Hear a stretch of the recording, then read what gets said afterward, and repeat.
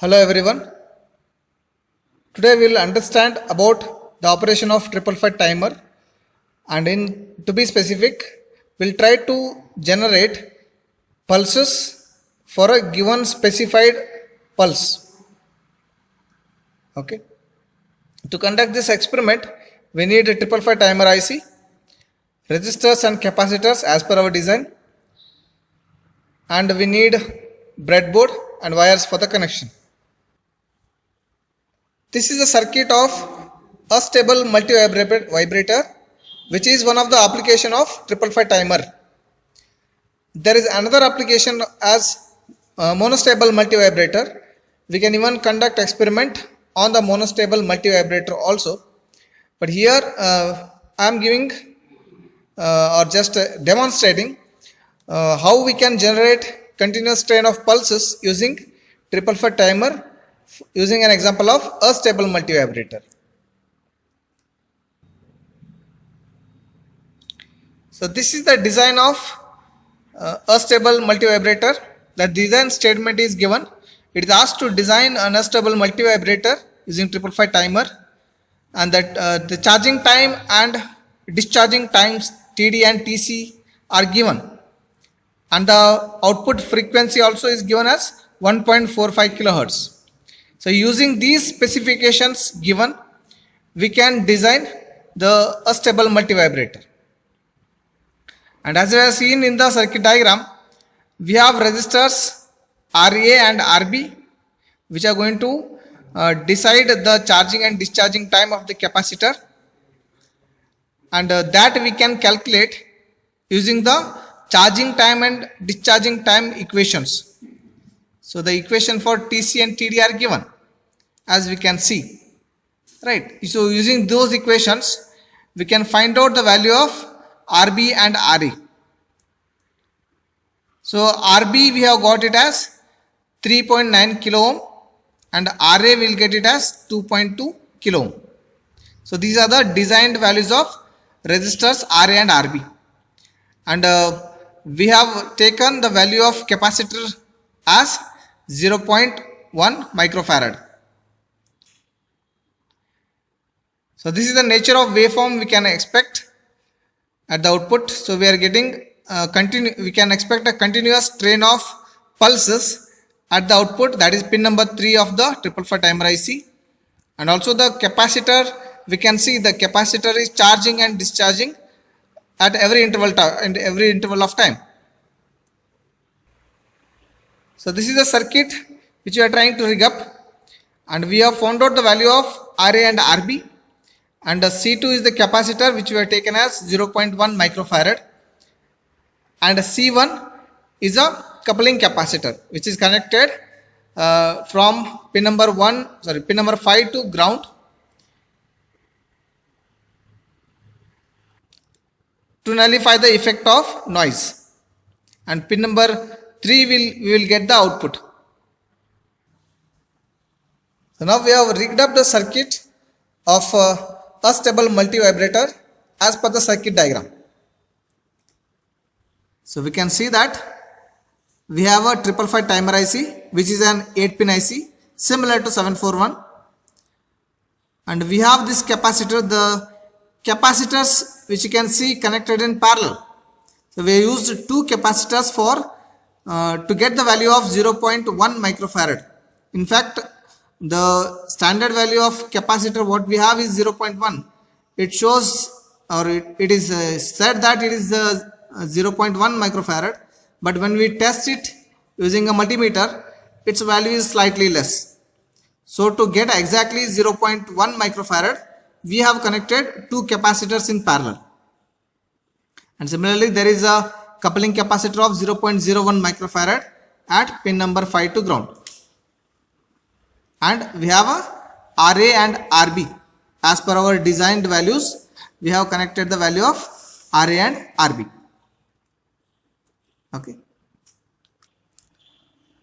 So we can give a 5 volt from this DC regulated power supply. So that is used to give a 5 volt supply for the IC. And apart from that, we need a CRO also to measure the output waveform.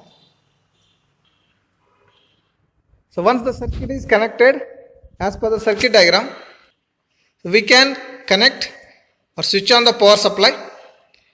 So I'll just switch on the power supply, and we have to give a 5 volt DC input for the 555 timer IC. So that's what is been given.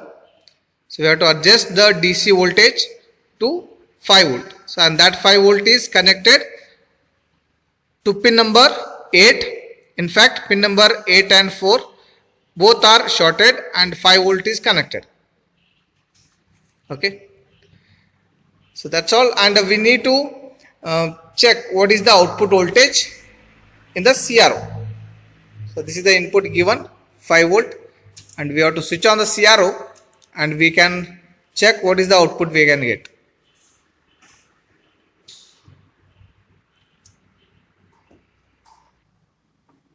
So this is how we are getting the output. So let us see what is that we are getting. We'll try to understand. So first we will adjust the reference point. We'll adjust or we'll set the ground point to one reference point.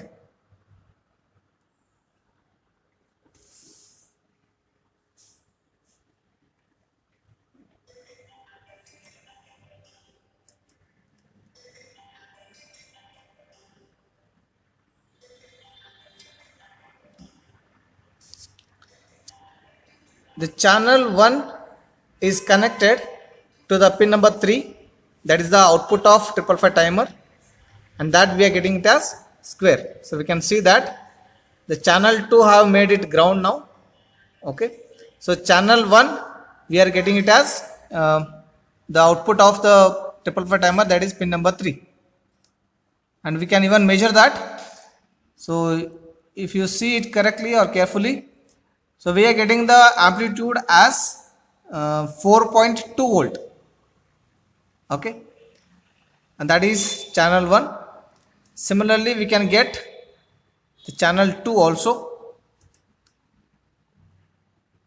Again, I'll adjust this channel 2 also to the same reference point. So channel 2 gives the capacitor voltage. This is connected to capacitor 0.1 microfarad. So this is the capacitor charging and discharging voltage of the capacitor C1. Okay. So in this graph, we can measure the TC and TD. So this is the charging of the capacitor. We can see that the capacitor voltage is increasing from a minimum value to a maximum value. So the time taken for that is given by TC, the charging time. Similarly, the capacitor voltage decreases from here, from this maximum point to the minimum point again, right? So this is called as discharging time. So the time taken for the capacitor to change or reduce from its maximum to a minimum value is called as discharging time, denoted as TD here. So once we measure this TC and TD, we can note down that, and we can find out the frequency of oscillations or the pulses what we are getting. We can measure we can calculate the frequency of that. So total T is given by TC plus TD. So once we get the total time period, we can find out the frequency as 1 by T. Okay, and that we can compare with a given frequency or which is asked in our problem. It is asked to design or to get a frequency of 1.45 kilohertz at the output. So whether that we are getting or not, we can calculate using the given or using the output what we have got. So for this output, I am getting TC, the charging time, as 0.44, and discharging time I am getting it as 0.3 microsecond. The charging time is 0.44 microsecond and the discharging time is 0.3 microsecond. That's what I am going to write down in the tabular column. So charging time is 0.44 0.44 microsecond, and discharging time I'm getting it as 0.3 millisecond, not microsecond, it is in millisecond. So total time period we are going to get it as 0.74 millisecond. Okay, this is the total time period, and for this time period we are going to get the frequency as, I think we'll get it around 1.36 or so, 1.36 kilohertz or something, right? So even though it is asked to, or even though we have designed it for 1.45 kilohertz, we are getting a frequency of 1.36 kilohertz. So definitely that is due to the non-availability of exact value of the capacitors. So here we have, as we have understood that to get a 0.1 microfarad capacitor exactly, we have made two capacitors in parallel, but still we are not getting the exact value of 0.1 microfarad. So due to these practical difficulties, we may not get or we may have some deviations from the designed values. So that is acceptable.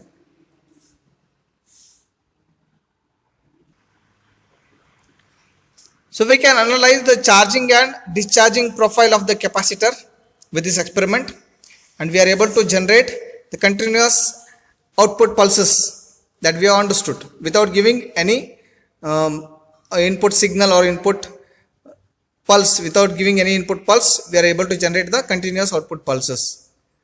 So that's all we have from this experiment. Thank you.